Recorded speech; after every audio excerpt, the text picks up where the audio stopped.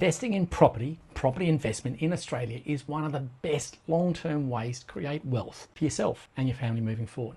But most investors don't follow those simple processes. The ones that normally succeed are the ones that actually follow a strategy, have a process and a purpose behind everything they're doing. This blog covers off 10 of the most frequently ignored questions and points to consider. For the full blog, have a read. But here's a highlight of it. 1, start with the end goal, not the property.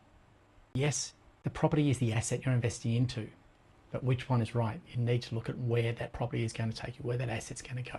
Use the property as a tool, not the goal. Again, it's what can that asset provide for you and what will it do for you in your wealth creation exercise. Focus on research, property-driven data, not market data or what the press is saying.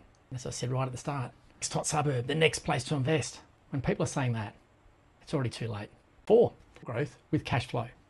And a really simple principle, on capital growth property, very possibly it's negatively cash flowed, and you may need 1 or even 2 positive cash flow properties just to balance up that pod. So understand you've got to balance the cash flow and the growth. That's 4. 5, see. Now we believe you only need 5 properties in your portfolio, and each property should have a purpose.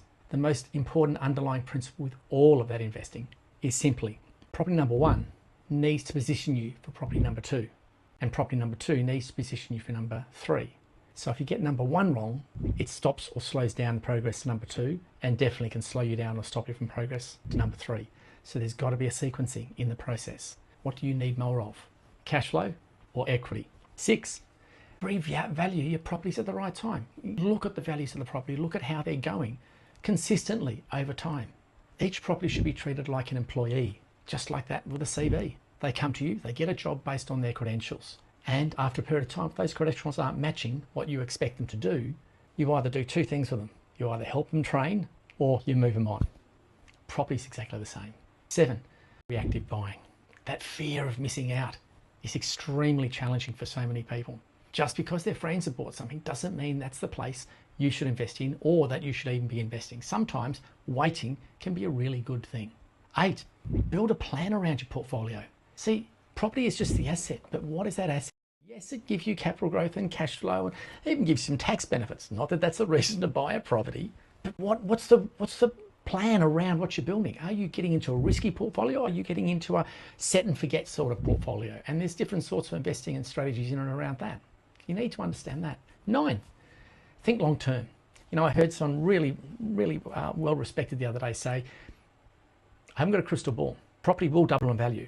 It's not going to do it in 12 months or 18 months, 2 years, 5 years, even 7 years, but it will double in value, normally around that 10 to 12 year mark. So you're in this for the long term. And if you buy a property, it hasn't done what you want it to do in 12 months or 2 years, it's not the reason to get rid of it. It's the reason to look at why you bought it in the first place and what the long-term goal with it is. 10, well, it's an obvious one. Get guidance before you buy. And the metaphor I use with so many people. Very simply, if you go to your doctor and he says, you've got a brain tumour, do you get him to operate on it? Or do you go off to a specialist and get him to introduce you to a specialist that does that all the time? The local doctor very possibly knows the mechanisms and the way to do the brain surgery, but the surgeon is the one that does it every day, in and out, over and over and over and over again.